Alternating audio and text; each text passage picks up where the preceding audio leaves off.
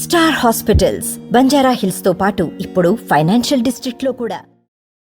తిరువూరులో party నియోజకవర్గ సమావేశానికి సంబంధించి ఇప్పటికే శరవేగంగా ఏర్పాట్లు అయితే జరుగుతున్నాయి. ఏర్పాట్లకు సంబంధించి పార్లమెంటు నాయకులు కేసీఆర్ చిన్నూరు ఆయనతో మాట్లాడుతూ సార్ ఎలాంటి ఏర్పాట్లు జరుగుతున్నాయి తిరువూరు సభ, ఎందుకంటే జిల్లా విడిపోయిన తర్వాత మొదటి సభ తిరువూరులో జరగబోతుంది, ఎటువంటి ఏర్పాట్లు చెప్పారు?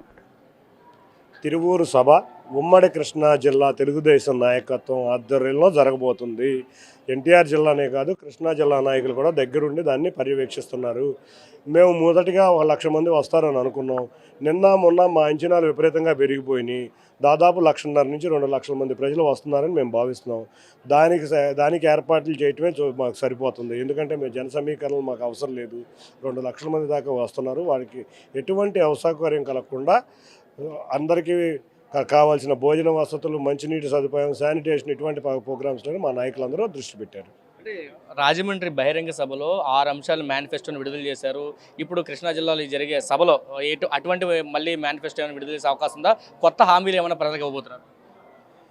మేనిఫెస్టో జనసేన తెలుగుదేశం ఉమ్మడి మేనిఫెస్టో నాకు తెలిసినంత వరకు పవన్ కళ్యాణ్ గారు, చంద్రబాబు నాయుడు గారు ఇద్దరు కలిసి విడుదల చేయబోతున్నారు అతి త్వరలో. రేపు సభలో ఎస్సీ సోదరుల మీద అడిగే జాడులు, ఎస్సీలకి 27 పథకాలు రద్దయినాయి, అంతేకాకుండా ఎస్సీలకి జరుగుతున్న అన్యాయం గురించి చంద్రబాబు నాయుడు గారు ఆ సభ ద్వారా విన్నవించుకోబోతున్నారు. అంతేకాకుండా ప్రజలకి పవన్ కళ్యాణ్ గారు కోరుకున్నట్టు జగన్ విముక్తి ఆంధ్రప్రదేశ్ గురించి మా నాయకులందరూ వివరించబోతున్నారు. కేసీఆర్ నాని గారు రావట్లేదు, తిరువూరు మాజీ ఎమ్మెల్యేగా ఉన్న స్వామిదాస్ కూడా నేను రావట్లేదు అనేది, నాకు ఆహ్వానం లేదు, ప్రోటోకాల్ లేదనేది కూడా ఆయన మాట్లాడారు. ఏం చెప్తున్నారు?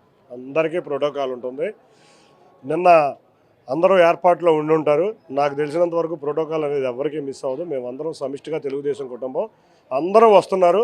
తప్పకుండా సభ విజయవంతం అవుతుంది. నాని గారికి ఆహ్వానం పంపించారా మీరు?